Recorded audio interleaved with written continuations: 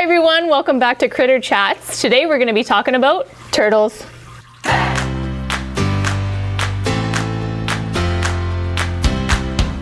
So turtles are similar to snakes in that they're both reptiles. So they both have lungs that they use to breathe.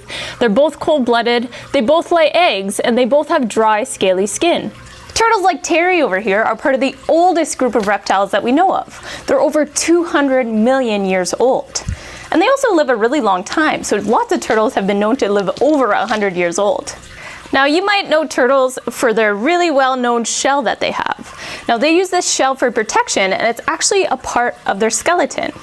This skeleton model here shows us how the shell is actually a part of the turtle skeleton. You can see there's over 50 bones that make up this shell, and it's fused to the turtle's backbone. They can also hide inside of this shell when they think a predator is coming, and Terry feels pretty comfortable right now, so he's staying out to say hi to everybody. Now turtles actually grow with their shell, so as they get bigger, their shell grows with them. Now because of this, they also shed parts of their skin, and this is called their scutes. So on the back side of their shell, these scutes come off and leave room for bigger scutes that allow them to grow into it. So we can see here, Terry's even got a scute that's a little loose. So we can pull it off and show you what that looks like. Now we know turtles have lungs in order to breathe, and they love coming in and out of the water in order to get that oxygen from the air. But what happens to them in the winter? Well, they do this neat form of hibernation where they can actually use oxygen from pond water in order to breathe. So in the winter when it's really, really cold, their body metabolism slows down, and this means they need less oxygen in order to survive.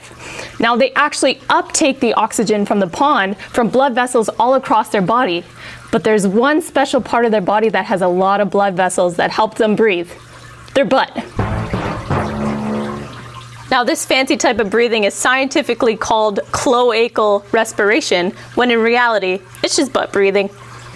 Now Terry here is actually a painted turtle, and these types of turtles are found all across Canada.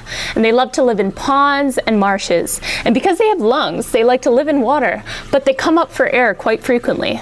We have Terry here because he's a rescue. So if we take a close look at his front paw, it's actually bent out of shape.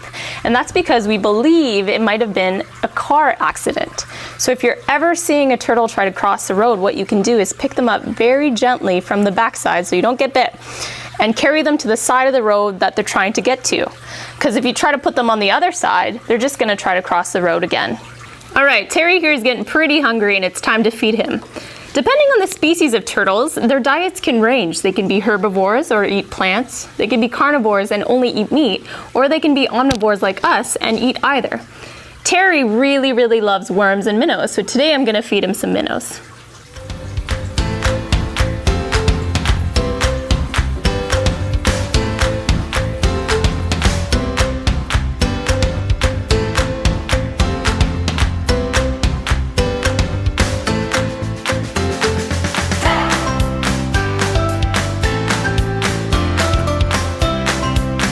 And that's all for this week's Critter Chats, all about turtles. If you have any questions, be sure to leave them in the comments below, and I'll get around to answering them. See you next time.